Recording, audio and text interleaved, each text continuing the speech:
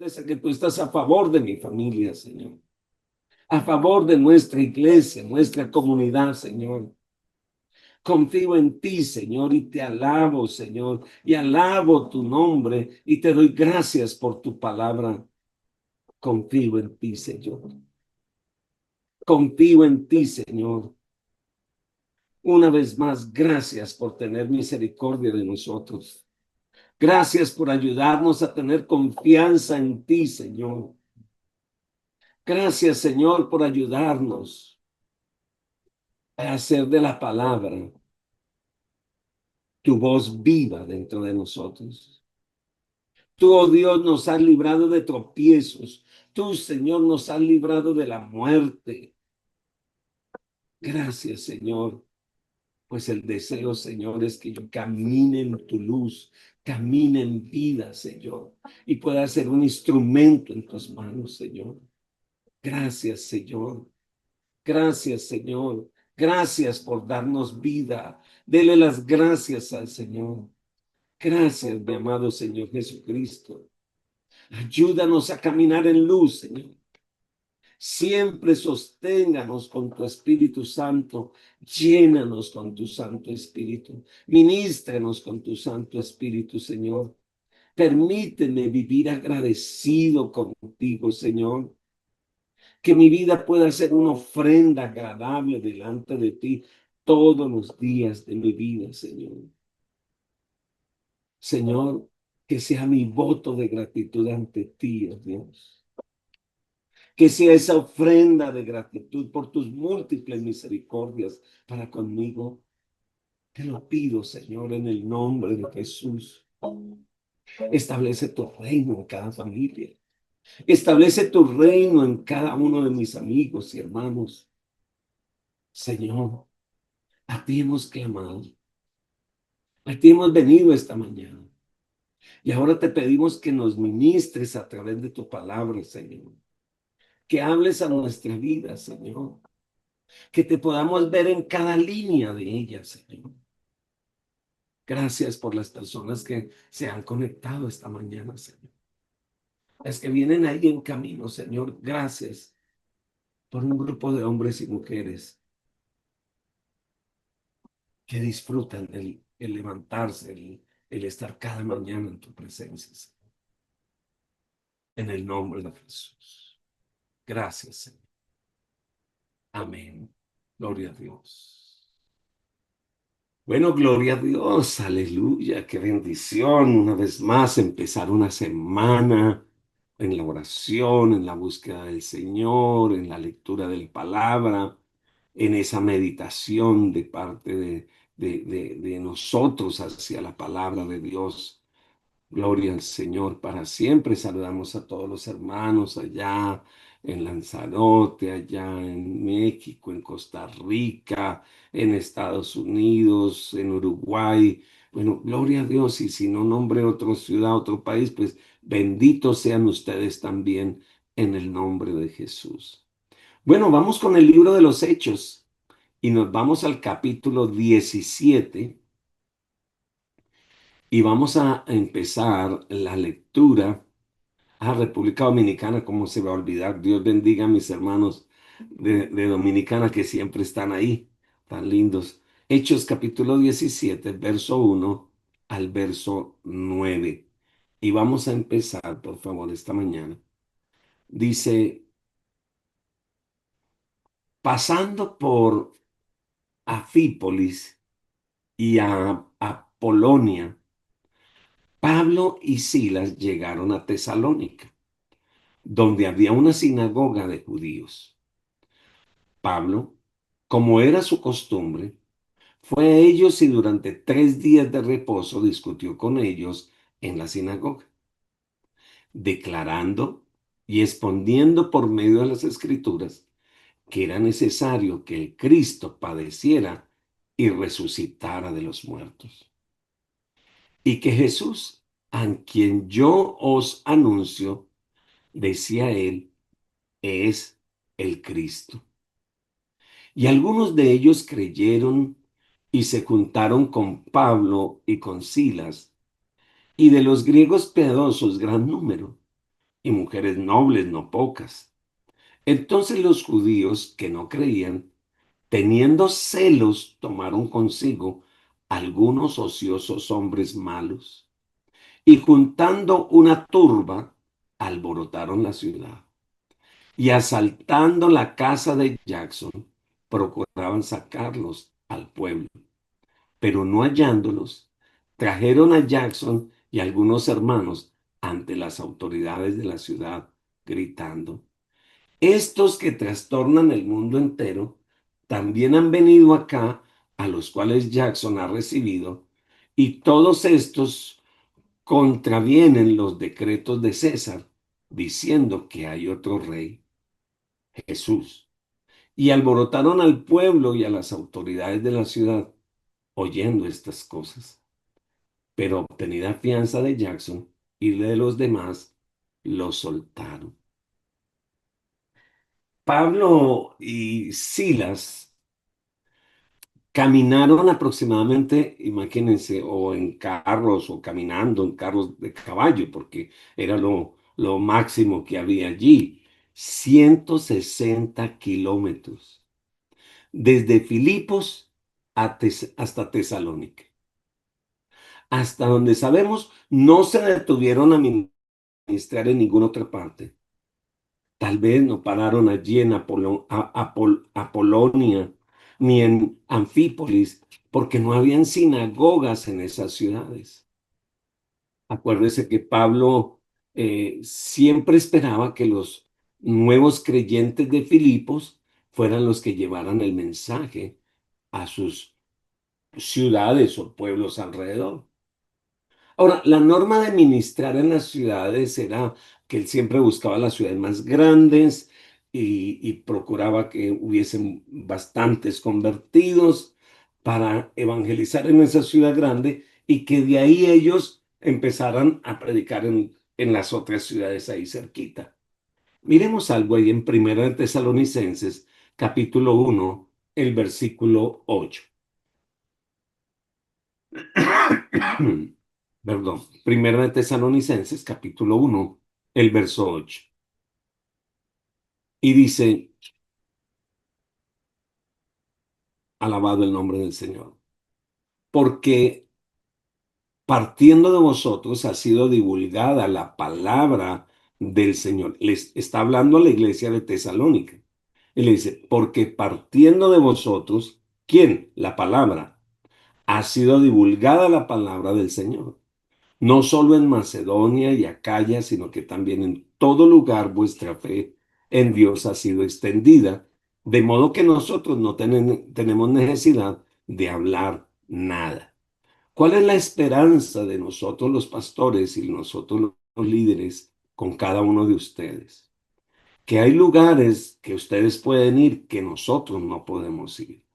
Entonces, nosotros le enseñamos la palabra a ustedes para que a su vez ustedes le enseñen la palabra a otros y de esa manera se extienda el reino de Dios, se extienda la palabra de Dios de una manera mucho más fácil y mucho más práctica. Pablo sabía que Tesalónica era una ciudad estratégica para la obra del Señor.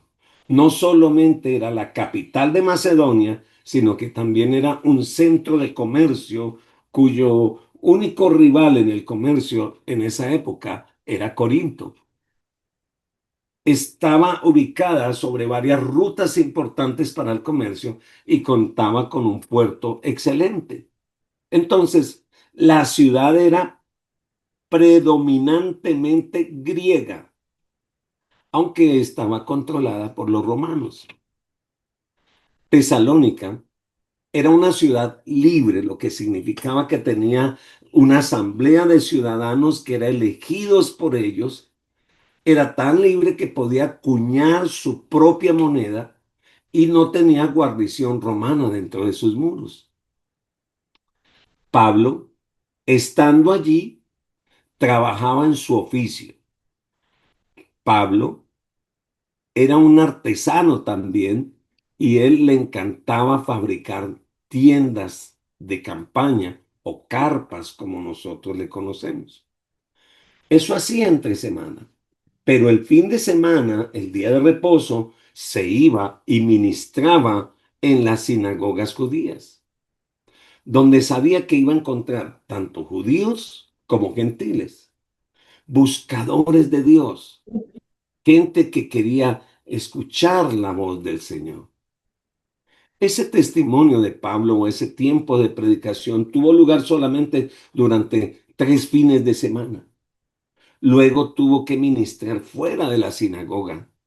Ahora, no sabemos exactamente cuánto tiempo permaneció Pablo en Tesalónica, pero creo que estuvo el suficiente tiempo necesario como para recibir de la iglesia de los filipenses o de Filipo. 2 veces le mandaron ofrenda. Así que, aunque hacía tiendas de campaña, no era suficiente para su sustento. Y la iglesia de Filipo, como sabía la necesidad de extender la palabra, les enviaron por lo menos 2 veces una ofrenda. Vaya conmigo a Filipenses capítulo 4, versículo 15 y versículo 16. Y sabéis también,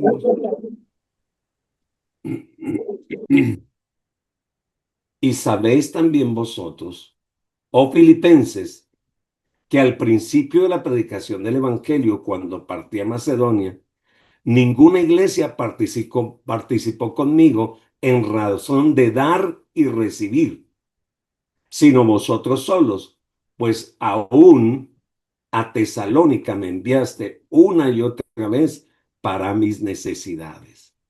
¿Sabe? El apóstol Pablo no se está quejando, pero le está contando a la iglesia de los filipenses que la iglesia estaba tan nuevita en Tesalónica que no tenía el concepto claro de dar y recibir. Bueno, pues el apóstol Pablo estaba dando su vida, pero ellos no estaban sosteniéndolo, tanto así que otra iglesia, la iglesia de Filipo, les envió ayudas para su sostenimiento. Yo quise subrayar esto, ¿por qué? Porque estamos mirando cómo empezó la iglesia y en qué momento nos desviamos, inventamos otra forma. Mire, esta es una manera como la iglesia se sostiene o se sostenía. Era la iglesia la que enviaba y los enviaba con misiones. Y no solamente los enviaba, sino que oraba por ellos. Y en algunos casos, pues no dice aquí que siempre, dice en algunos casos los sostenía. Si usted quiere ver la manera como el Señor bendijo al apóstol Pablo y a Silas en Tesalónica, usted el día de hoy lo invito a que lea Primera de Tesalonicenses, el capítulo 1. Alabado el nombre del Señor. Cómo se expandió la palabra de Dios. No fue tal vez un tiempo largo, perdón, pero sí fue un tiempo suficiente para que allí se levantara no solamente una iglesia, sino como un centro misionero de donde también iban a empezar a enviar personas a predicar la palabra. Ahora, algunas palabras claves de esto es el método como Pablo predicó y cómo deberíamos nosotros de predicar. En primer lugar, Pablo dice que dialogaba con ellos mediante preguntas y respuestas, pues dice que les expuso las escrituras. No fue un discurso, fue una exposición de las escrituras, y dice, y les demostró presentando pruebas de que Jesucristo era el Mesías. ¿En qué se centró la predicación? En que Jesucristo era el Mesías. La palabra que se traduce como exponiendo significa poner algo en la mesa, poner algo de tal manera que lo puedan ver de manera clara, es decir, con pruebas, con evidencias. El apóstol Pablo les presentó una serie de pruebas del Antiguo Testamento que confirmaban que Jesús de Nazaret era el Mesías. Pablo se aseguró de anunciar la muerte, pero también la resurrección de Jesucristo, el cual es el mensaje del Evangelio. Cuando tú ves los mensajes del libro de los Hechos, si lograras hacer un estudio y sacar todos los mensajes del libro de los Hechos, se encuentra que el énfasis principal de los mensajes del libro de los Hechos es la resurrección, ya que ellos fueron llamados a ser testigos de la misma resurrección. Yo quiero que usted mire, por favor, Hechos capítulo 1, versículo 21 y versículo 22. Hechos capítulo 1, verso 21 y versículo 22. Dice, es necesario, pues, que de estos hombres que han estado juntos con nosotros todo el tiempo que el Señor Jesús entraba y salía entre nosotros, comenzando desde el bautismo de Juan hasta el día en que de entre nosotros fue recibido arriba, uno se ha hecho testigo con nosotros de su resurrección. ¿Saben? Lo que se predicaba era la resurrección de Cristo. Y lo que tenemos que predicar es la resurrección de Cristo. ¿Sabe? El cristianismo es esencialmente una enseñanza de la resurrección. El concepto de la resurrección es el núcleo de nuestra enseñanza.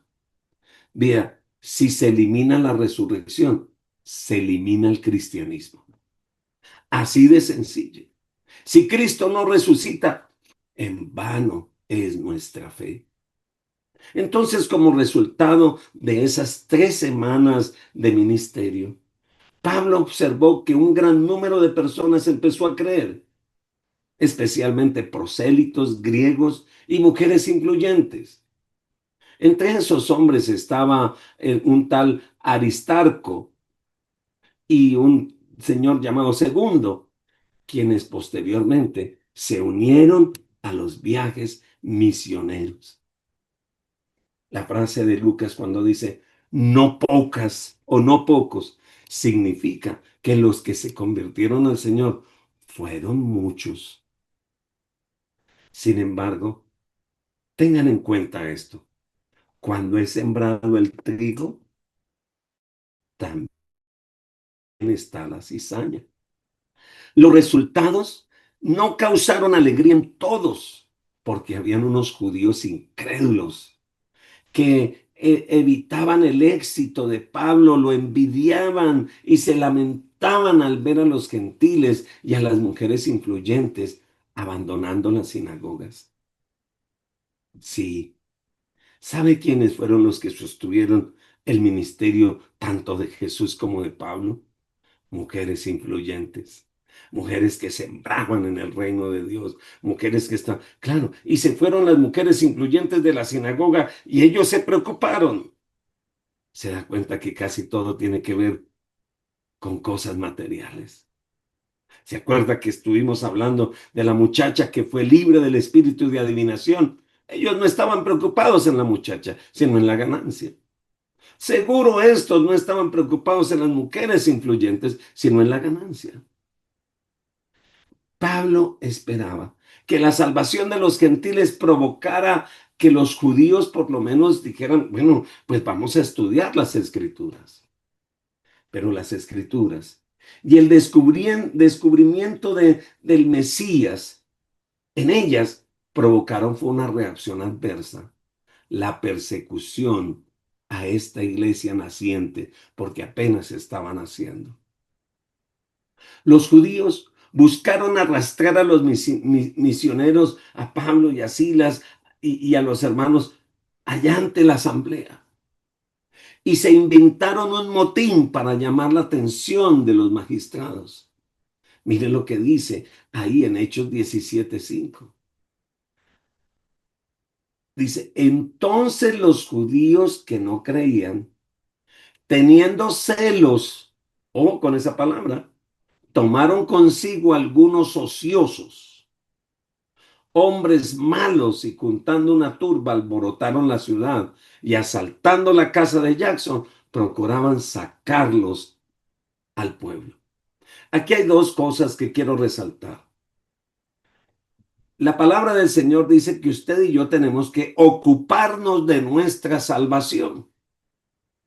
El que no se ocupa está ocioso y el ocioso termina siendo un instrumento del enemigo. Por eso, mi querido amigo, no puedes estar ocioso. Tienes que ocuparte de la salvación, ocuparte de dar testimonio, porque si usted termina siendo ocioso, termina siendo un instrumento del enemigo. Mire, al no encontrar a Pablo y a Silas, cuando llegaron a la casa de Jackson, era donde se estaban reuniendo. Qué lindo, ¿no? Se empezó la iglesia en las casas. La multitud arrestó a Jackson, que era el anfitrión, y a todos los otros que estaban allí, y los llevaron junto a otros creyentes. Las acusaciones de los judíos fueron similares a las acusaciones empleadas en el juicio que le hicieron al Señor Jesús. Estos perturban la paz y promueven la traición. Oiga, qué tremendo, ¿verdad? Estos perturban la paz y promueven la traición. El delito consistía en afirmar, hay otro rey, Jesús. Ellos empezaron a decir, hay otro rey, Jesús. Mire, el término griego traducido como griego quiere decir alguien de clase diferente. En otras palabras, un rey que no se ajusta al modelo del mundo o al modelo de César. La lectura de las dos cartas de Pablo a los tesalonicenses, usted las va a leer y usted va a ver que revela un fuerte énfasis del apóstol Pablo en aquella iglesia, hablando de la realeza de Cristo y de la promesa de su retorno.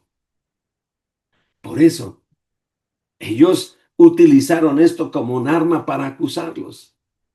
Si bien el reino de nuestro Señor no es político, no es de este mundo, es comprensible que los paganos, los no salvos, no lo comprendieran. Vaya conmigo a San Juan, capítulo 18, verso 36 y verso 37. San Juan, capítulo 18, verso 36 y 37. Y dice, respondiendo Jesús, mi reino no es de este mundo.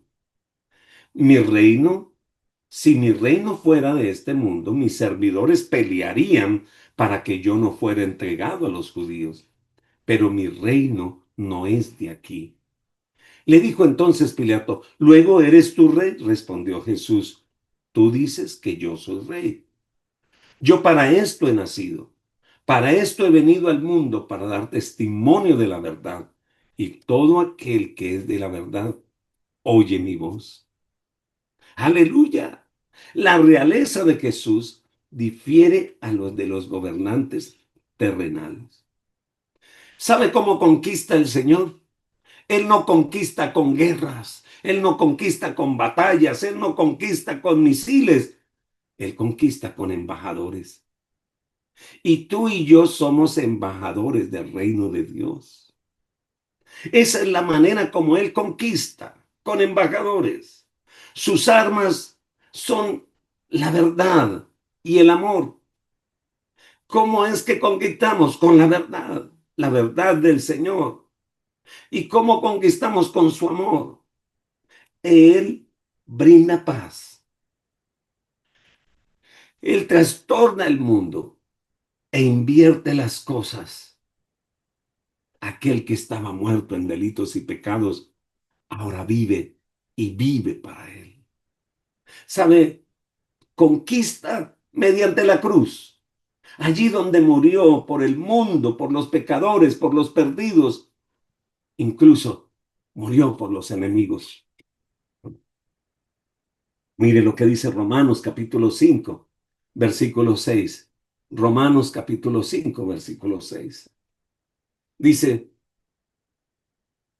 porque Cristo, cuando aún éramos débiles, a su tiempo murió por los impíos. Ciertamente apenas morirá alguno por un justo.